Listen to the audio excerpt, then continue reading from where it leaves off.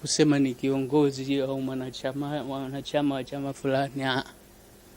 Alipo huko Minaki ana chama Nyerere, kusema ni kiongozi au mwanachama wa chama fulani. Alipokwenda huko Minaki akenda kakutana na jamaa yake mwenzi ambaye wa Nzega hapa, akiitwa nani huyu alipata kesi na hiyo nani ambaye leo ni marehemu yeye, ila binti yake nasikia natajwa kwenye mambo ya ubunge huko Kasela Bantu, na yeye wakawa shule moja kule. Sasa Kasela Bantu anafahamiana na jamaa pale Dar es Salaam. Kwenye kufahamiana na jamaa Dar es Salaam, Kasela Bantu ndio kumwadresi Sax Abdul Sax kwa kumfahamisha huyo, ndio ikaanza sasa kumchukua huyo Nyerere, anakwenda hata kumchukua na gari yake. Wakati huo anakwenda mchukua hata mara nyingine na gari yake kutoka huko, anamleta mjini pale kwenye klabu yao, na wao wanapiga zuna, wanafanya nini. Ni kurudishe nyuma kidogo, mzee wetu wa Ikela. Umezungumza hapo awali kwamba Nyerere wakati huo ni mwalimu hapa St. Mary hapa Tabora.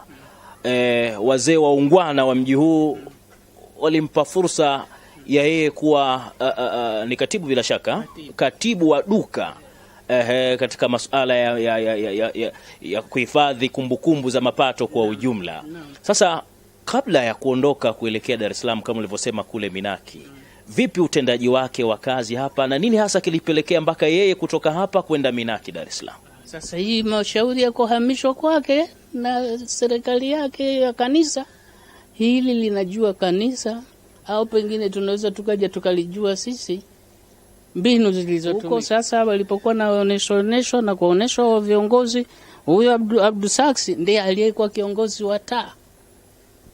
Sasa ilipofikia uchaguzi, kaenda mzee Usingizi, mzee Fundi Muhindi na Pacha wamekwenda yeye akawa delegation, mjumbe wa tatu katika kuhudhuria Tabora. Nashukuru sana. Lakini sasa katika wakati huo harakati zenu za kisiasa mlikuwa mnazifanya kwa uwazi namna gani? Kwa sababu tayari kulikuwa na serikali ya Mwingereza. Si uwazi sana, ilikuwa hatari sana. Ilikuwa mbinu gani mlizokuwa mnazitumia? Tunatumia mbinu wenye makoti, unajua ya makoti ya jeshi yale mazito yale wanaita combat, makoti ya kabisa ya mvua, yanahifadhi mvua au baridi. Sawa. Basi watu wanatembea na makoti hayo, ndani mna hizo kadi. Sasa wakati huo tunasema ndani mna kadi, ni manake kadi hatujaanza kadi za kutoa za Tanganyika African Association.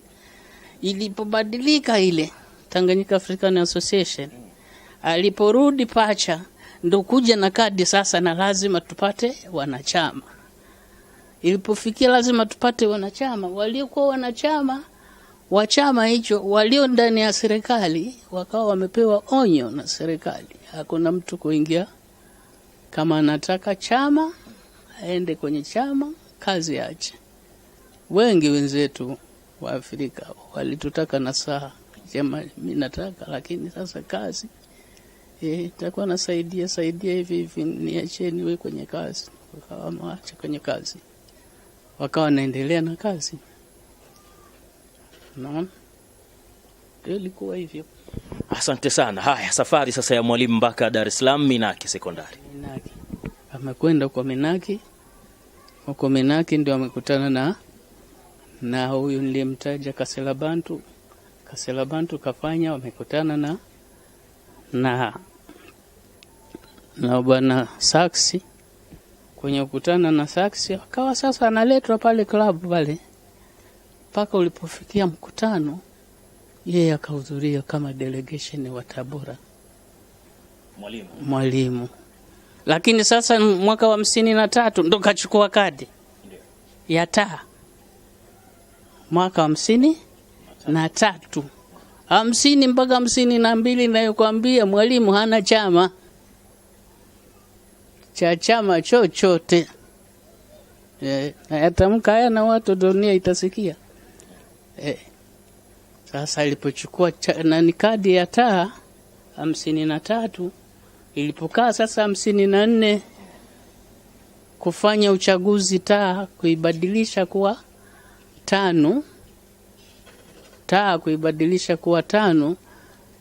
tayari huku pilika ya Waislamu wameshatuma delegation chungu nzima Uyuno, kama alivyosema huyu kijana kwamba shauri hili ni la dunia, si la bahali pamoja. Delegation iliyokuwa inakwenda ni ya Waislamu tu kule Uyuno, wanapewa sasa, mbona mko peke yenu? Na nyie huko mko makundi mawili, kuna Wakristo na Waislamu. Ndio kuonekana sasa saksi amwachie nafasi kama mkubwa wa chama Nyerere, ndio kuchaguliwa kuwa, sio kwamba alimshinda saksi. Nyerere atamshindaje saksi bwana, mtu mgeni na mgeni wa kila kitu kwenye siasa, mgeni kwenye nini, mgeni kwenye mji, mgeni. Akaachiwa achukue nafasi ya saksi ili baadaye wafatane na mjumbe mwingine kutoka Tanga kwenda kuwakilisha sasa tuupate huo uhuru, kwamba Waislamu na Wakristo wote wamekuja wanataka uhuru.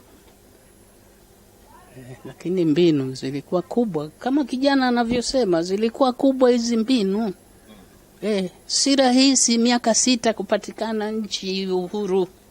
Jamani, nanyi mnasikiliza hata sasa hivi miaka 6 watu kina Mandela wamekwenda na mapolini, wenye kufungwa umefungwa.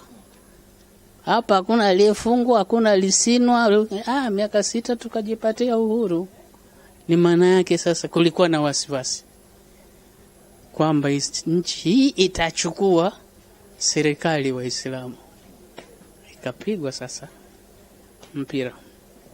Hii ndio hali nayoifahamu mie. Naam, bado kuna maswali mengi hapo juu ya historia hiyo ya Mwalimu kufika Minaki mpaka kuweza kukabidhiwa hiyo nafasi ya uongozi kwa kipindi hiko. Basi kwa wakazi wa jiji hilo la Dar es Salaam, kulikuwa hakuna watu wengine waliostahili kuchukua nafasi hiyo, na nini hasa walichokiona mpaka wakaona wampe nafasi hii Mwalimu, yeye ndo awe kiongozi? Kwa hiyo udini,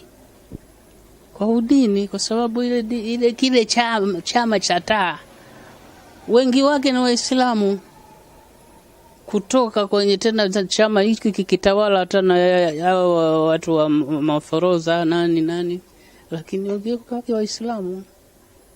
Sasa kukaonekana njia rahisi na ya nani tupate ili shauri ni hilo. Naam, ndugu msikilizaji na mtazamaji, hizo basi ndio harakati za kisiasa. Hapo tunazungumza kabla ya uhuru na mzee wetu Bilali Rehani Waikela, mwanaharakati mkongwe katika masuala ya kisiasa pamoja na dini kwa ujumla tangu enzi ya East African Muslim Welfare Society. Na sasa tunaizungumzia taa hapa mwaka 1929 ilipoasisiwa na mpaka hivi sasa tulipokuwa tumefikia katika historia yetu kwa ujumla. Bado tunakuhitaji uwe karibu nasi tangu mwanzo mpaka mwisho wa kipindi hiki, kwa sababu ni mengi mazuri ambayo tumekuandalia. Naam, mzee wetu, unakumbuka kwamba ni kina nani hasa uliokuwa nao katika harakati hizo za kisiasa kwa ujumla ambao pengine mpaka leo bado wapo na unawakumbuka? Nafikiri tunaanza kwamba ilibadilika kule taa kuwa 5 na si tukiwa tuna habari hapa, tukaandaa mkutano. Hii kilabu ya mpira hii Young Football Club ikaandaa mkutano wa kumwita Nyerere hapa. Kipindi hicho wewe bado katibu msaidizi wa klabu, na ndiye nilifanya ushawishi wa kumshawishi katibu wangu Shabani Mohamed Slabo au Shabani Kichwa tumwite aje. Ni watu wa kwanza, klabu ile ni ya kwanza kumwita Nyerere hapa. Akaja na Bibi Titi na wenzie wakaja, tukafanya naye mkutano kwenye klabu yetu, na pati ikafanywa pale kwenye klabu yetu. Tulipomaliza mkutano tukaja, ndipo tulipogundua hata Dar es Salaam hawajafanya kitu. Baada ya huo mkutano wa kumalizika kubadilisha taa kuja 5, tukamhoji hapa, tukaona hata Dar es Salaam hakujawa kitu. Nikawaambia sasa, nyinyi mnakwenda, lakini jitahidini mpate makundi, kwa sababu shughuli za chama zinakuda kwa harakati za makundi. Nendeni Yanga hii ambayo ipo Dar es Salaam iwe mwanachama wenu, Simba iwe mwanachama wenu, kina Waridatul Hubi na wakina mama hao watu wa mambo ya ngoma wawe upande wenu. Na sisi hapa kila tutalofanya, watu wa mipira hawa wote nani, pamoja na Nujumul Azhari wa Shidatul Fahari wa nani, hawa wote watakuwa wanachama. Hivyo tutapata maendeleo ya chama, na tulifanya hivyo. Tulipofanya hivyo, harakati za chama zikawa zinakwenda chini kwa chini, na manyumba tukawa tunatoa branch. Lakini wakati sasa amerudi Pacha au imerudi ile delegation, ndio tukaanza. Mimi Pacha akaanza kuandika kadi ile ya kwake. Akaja kamfuatia mzee mmoja, mama alikuwa fundi nani kanzu za darizi ng'ambo hapo, na mimi. Samahani kidogo mzee wangu, unapomtaja Pacha unamzungumzia nani hapa kwa uhalisia? Pacha, huyu Pacha nasikitika, alikuwa mtu mwenye nafasi nzuri kwenye shughuli za chama, lakini udhaifu wake wa roho ukamfanya hata Nyerere mwenyewe akamterekeza, hakumchukua tena njia ya kumpa heshima kama alivyowapa wengine. Pacha aliikalia hii chama cha 5 baadaye, na akawa na mapenzi na mambo ya upande wa kanisa. Nafikiri yale alosema kijana yule, nafikiri ilikuwa mafundisho ya kanisa, kwa sababu chama chetu kisiende, kwa sababu kinashambulia serikali, na serikali na kanisa watu wamoja. Vile alivyosema kijana Ilunga, sijui kama ndivyo ilivyokuwa. Basi Pacha akawa anafanya vitu vya wizi vya kutukwepa, lakini mimi nilikuwa kwa watu wa kawaida. Mimi ni mtu wa 3 kupata kadi ya 5, kubadilisha kwa kadi ya 5. Kadi yangu kwa nchi nzima, hata sasa hivi iko ndani hapa nikitoa, ni kwa Tabora ni mtu wa 3 kuingia 5. Kwa mkoa huu wa Tabora ni mtu wa kuingia 5. Kwa nchi nzima ni mtu wa 264. Kadi yangu ni namba 264. Basi tukafanya mashauri ya chama, tukawa tunaweza kuendesha delegation za Tabora hapa. Hivi ndivyo ilivyokuwa kuingia kwa chama chetu hapa. Asante sana. Sasa mazungumzo yetu yatakuwa yanaenda mbele na kurudi nyuma kidogo, kwa sababu hapo umeigusa taa, na kule mwanzo ulikuwa katika East African Muslim Welfare Society, wakati huu mustakabali wa East African Muslim Welfare Society ulikuwaje?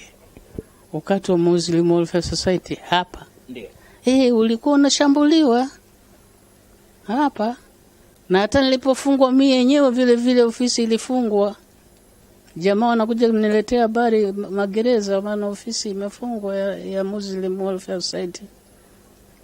Sasa nawaambia nitafanya nini? Mimi niko gerezani, nitakuja kufanya nini? Tutakuja kupata historia kamili ya huko gerezani ilikuwaje, lakini mtuelezee basi nini kilichopelekea hii East African Muslim Welfare Society kufungwa? Sawa. East African Muslim Welfare Society imefungwa kwa sababu ndio mipango ya Nyerere na kanisa walikuwa wamefanya hii. Na walianzia wapi? Kwanza kuomba hawa wajumbe wa Muslim Welfare Society wajitenge na Kenya na Uganda, iwe kimajimbo badala ya kuwa kitu kimoja. Na hii ilileta tabu sana. Mkutano wa Arusha wakuwa wote sasa wamefika, wa Kenya na wa Uganda wapo, na Watanganyika wanang'ang'ania kwamba wanatizamia kwamba wanapunjwa katika mafungu ya kugawana. Sasa wanataka kila mtu awe na fungu lake. Kenya na Uganda walipiga makelele sana ya kufungwa, kujitenga. Muslimu ipo, lakini kila mkoa uwe unajitegemea. Mpaka saa 10 usiku ikabidi ishindwe Kenya na Uganda, ndio ikapatikana sasa rahisi hiyo. Tunarudi nyuma tulikozungumza, ikapatikana urahisi wa kupata sasa Nyerere kuwatumia hawa, kwa sababu na ikifungwa Muslim Welfare Society hapa hakuna atakayeuliza, imefungwa nchi. Lakini wakati ule wapo pamoja Kenya walikuwa na hofu kwamba wakifunga itauliza, Kenya itauliza, Uganda itauliza. Lakini ilipojitenga basi ndio kutafutwa na wajumbe sasa walotembea, wakapata hiyo mikoa 8. Na kabla ya kupatikana wajumbe, Nyerere sasa akamdanganya huyu bwana mkubwa wa Unguja Karume kwamba nchi yako inataka kupinduliwa na Muslim Welfare Society, irudishe Waarabu. Kama kuna uwezo fanya. Karume akakubaliana. Na mimi mwenyewe nafsi yangu hiyo mdomo na utamka nimemtamkia Karume, hayo unayoyafanya unatumiwa. Aniambia, Bilali unanitukana, unaniambia mimi natumiwa na Nyerere, hujui mimi nani? Nikamwambia mimi najua wewe rais, lakini nakujibu na kujulisha kile ninachokijua mimi, unatumiwa. Huyu wale kutuma ili shauri la kutafuta hawa vibaraka watimize hili shauri, wanakutumia kwa lengo lingine. Ilikuwa hivyo. Asante sana. Hiyo ni historia ya kuvunjwa kwa East African Muslim Welfare Society. Sasa basi, labda ungetueleza zile sababu zilizopelekea wewe mpaka ukawekwa kizuizini. Sababu mimi nilikuwa kwenye siasa. Kwanza nilikuwa na ng'ara bwana ndugu yangu. Kwa mapema nilikuwa na ng'ara hata kabla ya siasa. Kabla ya mimi nilikuwa na afadhali natembelea motokari. Nyerere hana basikeli, wafadhali wangu nilikuwa nao huo. Kwa hiyo nilikuwa siwa kuingiliwa rahisi. Unaweza kutukumbusha motoka yako hiyo ilikuwa aina gani bwana Enzizo? Austin Cambridge. Gari yangu ilikuwa Austin Cambridge, na nimenunua kwa mzungu wa Mpanda, ikiwa imetumia maili 9,000 tu kutoka upya wake. Ni gari nilikuwa natoka nayo hapa na kwenda kwenye mikutano Dar es Salaam, na kwenda nayo na rudi nayo. Unaona bwana.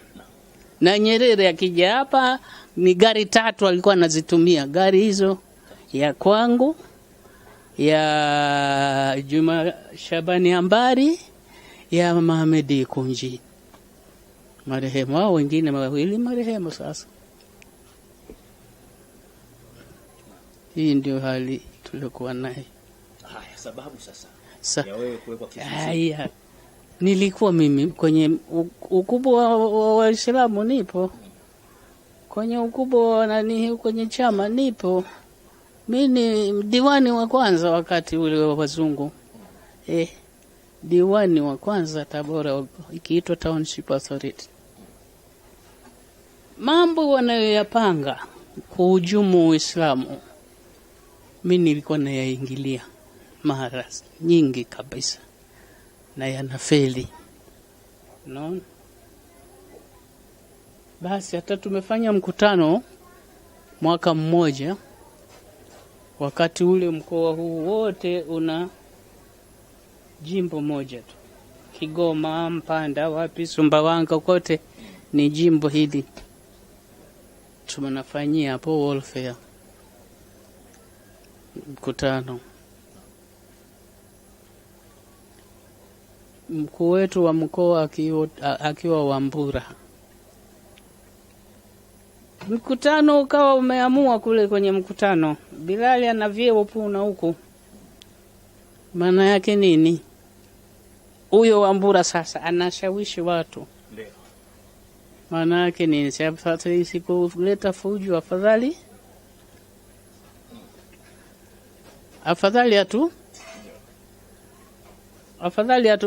apishe sehemu fulani. Hili likatamkwa. Alipotamka mwanamke mmoja, Mamina Maofi Wanzega, mjumbe alikuwa kwenye hili, na Abdalla Selemani marehemu naye. Sasa niliudhika sana. Nilipoudhika nikawambia, mimi kama ni kuchagua, nachagua kubaki na Muslim Welfare Society. Natoka chama cha TANU. Nilipoamua hivyo, natoka ndani ya mkutano, nawasha gari yangu, naondoka. Ikaanza pale shauri. Akapelekewa habari Nyerere, na akaja akahutubia hapo. Tutu tungine tunatoka chama, tunafikiri kitoka chama kitakufa na hakifi. Hai, tumerudi kwenye kukaa kwetu. Mimi nashughulika sasa na Muslim Welfare Society, lakini kabla mkutano wa kura tatu, bado mimi ni mtu wa huko kwenye 558. Nyumba hii ndo alifikia Nyerere. Hii unaiona. Hii ndo tulimomkaribisha Nyerere humo, na John Rupia na Dr. Lugazia walifikia humo. Nyumba ya tatu kutoka hii tulimfikishia Selemani Takadiri. Usiku tunakaa humo ndani, nilipata kumuuliza Nyerere, bwana, Waislamu wanakuunga mkono, lakini itakuwa matokeo yake ni kwa sababu Uislamu wanaonekana dhaifu, unaonaje? Alinijibu kwamba, Bilali, unaleta shauri gumu tena baya hili shauri bwana, na kushauri usilitamke tena, na sababu ninayokuambia hivi, unaona India na Pakistani, kaambia ndio wanauana kwa sababu ya dini. Tukianza habari ya dini, tutashindwa kuupata huu uhuru. Saa 8 usiku. Sasa matokeo niachie na kunyamazisha hivi, wacha tupate uhuru. tukishapata uhuru, mimi nitakuwa wa kwanza kuwasogeza Waislamu. Nitakuwa wa kwanza kuwasogeza Waislamu. Basi ni kweli nikanyamaza. Tumeingia hata kwenye mimi kwenye delegation ya kutengeneza, nimekupa karatasi naona. Nilikuwa mjumbe peke yangu kwa baraza la wazungu kutengeneza mipango ya kuteremsha bendera ya kizungu, kupandisha bendera ya kwetu. Sasa haijafika 61 tumepata uhuru. Kwenye kupata uhuru tumenyamaza hivyo walivyotaka. Sasa hiyo 61 umeanza matusi. Kumeanza matusi